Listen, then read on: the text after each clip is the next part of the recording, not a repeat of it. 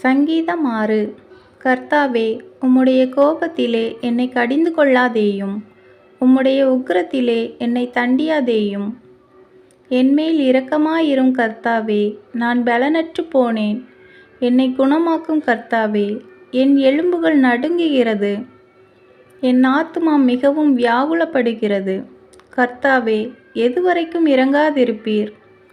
திரும்பும் கர்த்தாவே, என் ஆத்துமாவை விடுவியும். உம்முடைய கிருபையின் நிமித்தம் என்னை இரட்சியும். மரணத்தில் உம்மை நினைவு கூர்வதில்லை. பாதாளத்தில் உம்மை துதிப்பவன் யார்? என் பெருமூச்சினால் இளைத்து போனேன். முழுவதும் என் கண்ணீரால் என் படுக்கையை மிகவும் ஈரமாக்கி என் கட்டிலை நனைக்கிறேன். துயரத்தினால் என் கண்கள் குழி விழுந்து போயிற்று.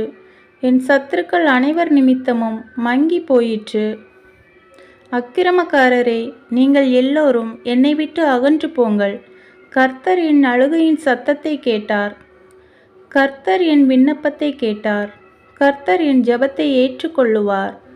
என் பகைஞர் எல்லோரும் வெட்கி மிகவும் கலங்கி போவார்கள். அவர்கள் பின்னாக திரும்பி சடிதியிலே வெட்கப்படுவார்கள். ஆமென்.